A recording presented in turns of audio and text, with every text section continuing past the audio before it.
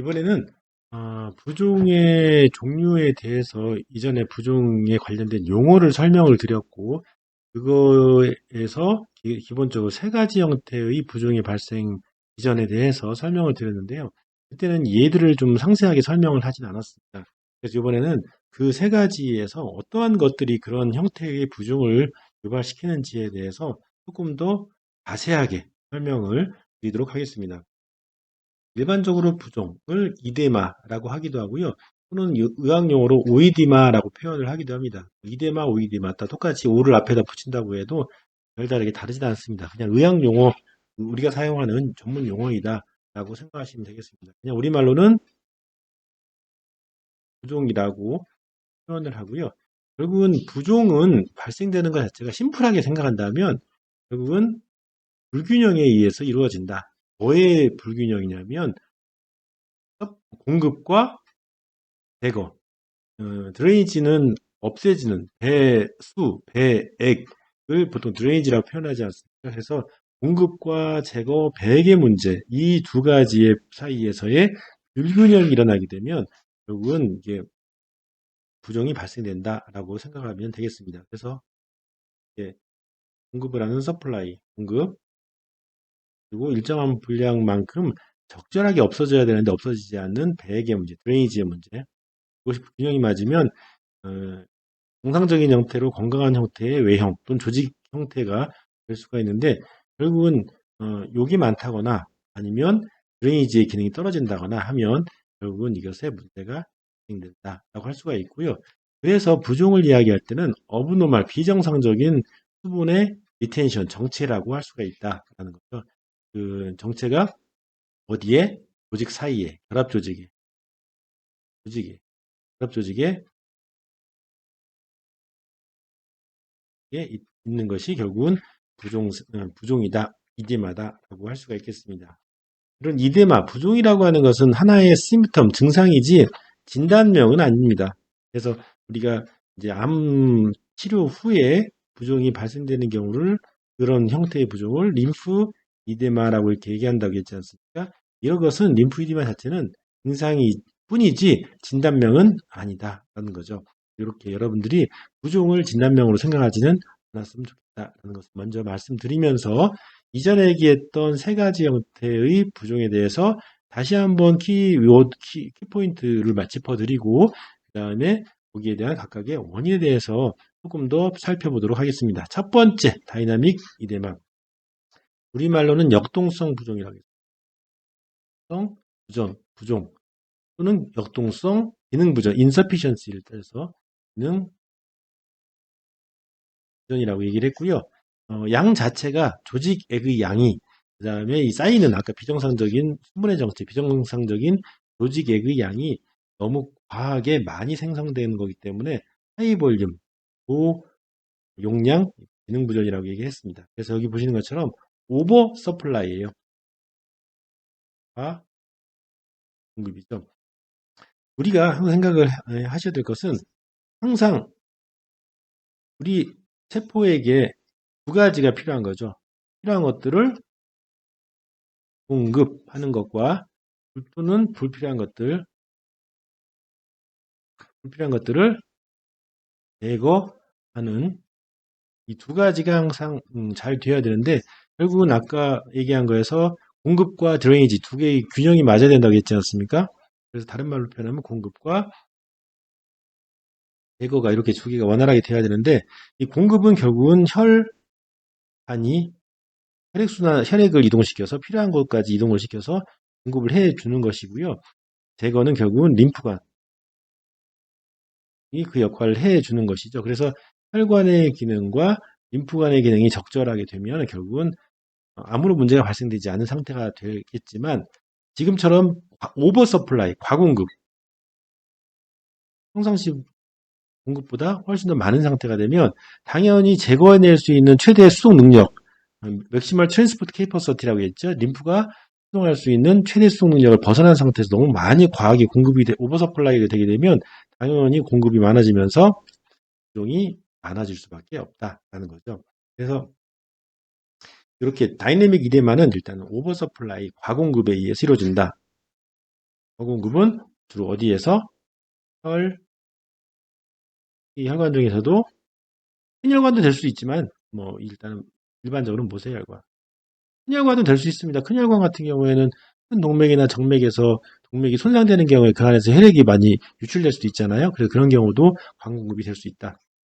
중요한 것은 림프 시스템은 다이내믹 인서피시언시에서는 건강한 상태, 정상적인 상태, 정상적으로 기능을 잘하는 상태라고 할 수가 있고요. 단지 이제 과도한 그 림프 음물질의 양이 많기 때문에 일단은 정상적으로 일은 많이 하고 있지만 아직 처리해야 될 것들이 산적해 있다, 많다. 그래서 그 많은 것들이 결국은 임상적으로 종으로 나타난다라고 할 수가 있겠습니다. 이런 상태의 과공급에 의해서 이렇게 생겨나는 다이내믹 이데마, 역동성 부종 같은 경우에는 그 안에 그 부종액, 조직액 자체가 그 전체적으로 봤었을 때 그 안에 단백질의 양 자체가 많이 있지는 않습니다. 그래서 이것을 단백 부종이라고 얘기를 하고요. 그거에 대해서 이제 그런 것을 유발시키는 근본적인 원인은 첫 번째가 플레보이데마. 플레보이데마는 동맥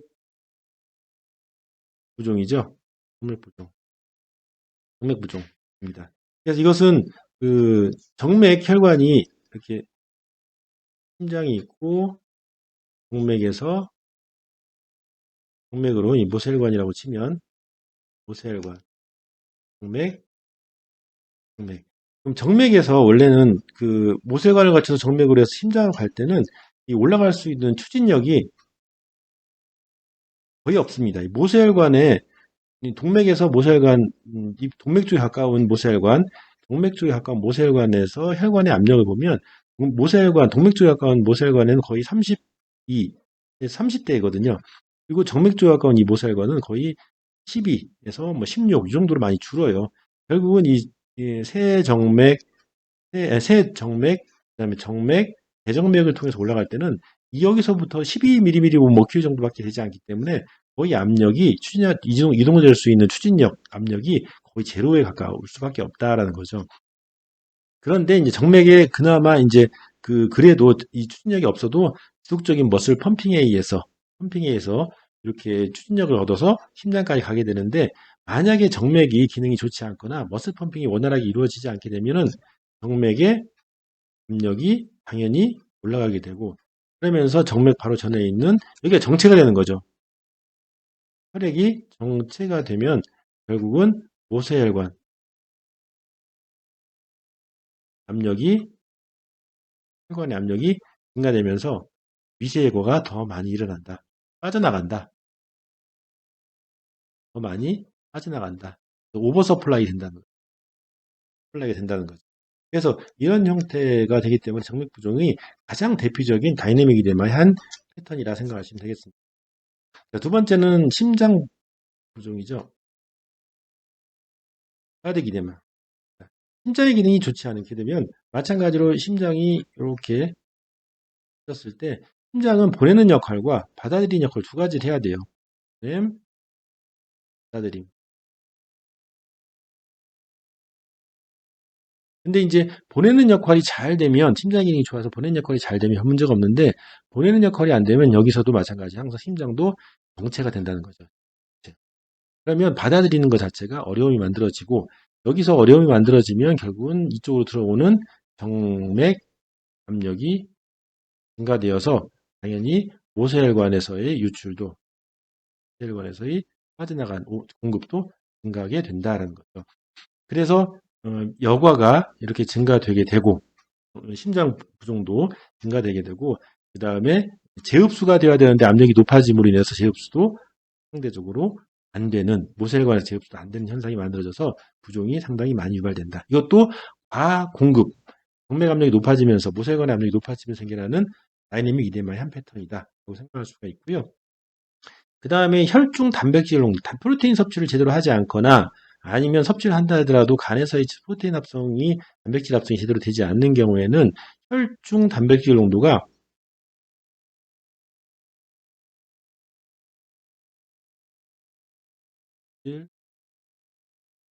농도가 감소될 수밖에 없습니다. 그러면 결국은 삼투압 작용에 의해서 혈관 바깥으로 빠져나가는 양은 많아지고 들어오는 양은 더 감소되기 때문에 당연히 이 다이내믹 이데마를 만드는 그런 현상이 된다. 그래서 이제 헝거, 기아 부종이라고 하는데 이제 많이 단백질 섭취를 못하는 경우, 그다음에 단백질을 섭취를 했지만 신장 기능이 좋지 않아서 단백질이 걸러지지 않고 소변으로 요로 다 빠져나가는 경우에는 우리 몸에 갖고 있는 혈중 단백질 농도가 떨어질 수밖에 없기 때문에 마찬가지로 똑같이 이렇게 이런 패턴의 유출이 많아진다. 그것도 다이내믹 이데마의 한 패턴이라고 얘기할 수 있겠습니다. 자, 그렇고요. 자, 그다음에 림프스태틱 이데마, 최대 수dung 능력이 감소되는 거라고 얘기했지 않습니까? 그래서 그것을 로우 볼륨 인서피션시, 양 자체가 오버서플라이가 된 것이 아니기 때문에 저 볼륨 인서피션시, 기능 부전이라고 얘기를 하고요. 다른 말로 미케니컬 인서피션시, 기계적 기능 부전 또는 림포스태틱, 림프 정체성 부종이라고 얘기합니다. 이것은 단도직입적으로 얘기해서 림프 시스템의 페일리어, 손상, 기능이 떨어지는 현상, 림프 시스템이 변변치 않아서 생기는 그런 문제다라고 하는 거죠. 그래서 이 특징적인 게 뭐냐면 이렇게 림프 시스템이 정상적으로 기능을 못해서 생겨나는 부종의 형태이기 때문에 흡수되어져야 할 단백질이 많이 조직 내에 쌓여지게 된다. 그래서 림프 정체성 부종, 이것을 또 다른 말로는 림프 부종이라고 하거든요. 림프 부종인 경우에는 말로 프로테인, 리치, 플루이드, 단백질이 많이 함유된 액이 어디에? 조직 사이에, 조직에 많이 축적된 것이 림프 부종이다라고 이렇게 정의를 내리기도 합니다. 그만큼 공급 자체가 많아진 것은 아니지만 이렇게 이전에 설명했던 것처럼 흡수하는 양 능력 자체가 드레이니지 할 수 있는 능력 자체가 떨어지면서 생겨나는 부종이다. 대표적으로 림프 부종이다. 라고 생각하시면 되겠고요. 근본적인 이유를 좀 더 상세하게 설명을 드리자면은 일단 림프 시스템의 직접적인 손상. 직접적인 손상은 예를 들어서 수술이 되겠죠. 수술 같은 거. 대표적인 예가 될 수 있고요. 그 다음에 태어날 때 림프관이나 림프절에 디스플레이지아, 이형성이죠. 잘못 형성된 겁니다. 잘못. 그래서 태어날 때 우리가 하나의 난자에서 분열이 돼서 팔, 다리, 심장, 혈관 다 만들어지지 않습니까? 분열이 되면서 그렇게 했었을 때 림프관이 만들어질 때 림프관 또는 림프절이 디스플레이지아 잘못 형성이 된 거예요. 마치 온전치 않게 형성이 된 거예요. 그럼 결국은 역할을 제대로 못하게 되는 거죠. 그런 경우에도 이제 림프 정체성 부종이라고 얘기할 수 있고요. 선천적으로 이렇게 생겨나는 부종 형태를 1차성 림프 부종이라고 얘기합니다. 그리고 후천적으로 이렇게 이 림프 시스템의 손상으로 인해서 발생되는 경우를 2차성 세컨더리 림프 이데마, 림프 부종이라고 얘기를 합니다. 이런 경우에 근본적으로 림프 시스템 손상이 또는 림프 시스템의 기능에 문제가 있기 때문에 이런 문제가 발생이 되고요. 그 다음에 움직임의 부족, 무브먼트, 근육이 머슬 펌핑을 해줘야 되는데 그것이 제대로 안 되게 되면 머슬 펌핑 자체는 특히 정맥혈관을 압박시키면서 이 정맥 혈액순환을 도와주기도 하지만 림프순환에도 상당히 많이 도움이 됩니다. 그렇게 했었을 때 이런 무브먼트, 머슬 펌핑이 제대로 안 되게 되면 림프 엔지오 모토리시티, 림프관 운동성이 감소가 되면서 부종이 당연히 수동 능력이 떨어지기 때문에 부종이 발생될 수가 있고요.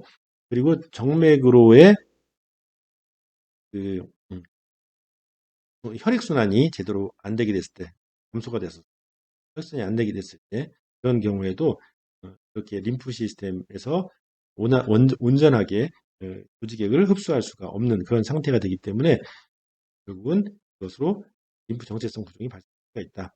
그거고요. 그다음에 림프관 스페즘이면 경추. 그러니까 스페즘은 비정상적인 축이 이루어지는 축이 지속적으로 이루어지는 형태, 지속적으로 이루어지는 상태를 얘기합니다. 그래서 이렇게 림프관의 수축을 스페즘을 유발시킬 수 있는 상황은 통증이 있으면 스페즘이 일어나고요. 그 다음에 전기, 일렉트리컬 커런트, 전기가 왔다 갔다 변환이 되면서 자극이 변환이 되면서 피부에 자극을 줄 때 이것도 마찬가지로 이 너무 과하기 때문에 림프관이 움츠러드는 그런 현상을 만들고요. 그 다음에 피부의 인플라메토리 프로세스, 염증 반응이, 조직 손상으로 인해서 생겨나는 염증 반응이 있는 과정에서는 림프관의 스페즘으로 인해서 림프관 수동 능력이 많이 떨어지게 된다는 거죠. 그럼으로 인해서 림프관에 스페즘이 일어나고, 그러면서 결국은 림프의 수동 능력이 떨어져서 결국은 림프 정체성 부종, 볼륨 기능 부전이 발생이 된다 할 수 있겠습니다. 자, 그 다음에 세 번째는 safety valve insufficiency, 안전판막 기능 부전이라고 얘기를 했죠. 그래서 요거는 이전에 설명드린 것처럼 1번의 원인 플러스 2번의 원인이 채워진 것. 대표적으로 아까 얘기한 대로 이전에 설명한 것처럼 동맥 문제로 인해서 생기는 플레보 림피디마,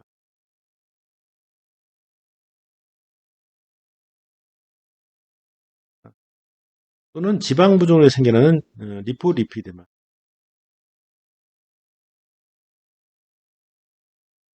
그런 것. 세 가지가 다 합쳐질 수 있죠. 플레보, 리포, 림피데마.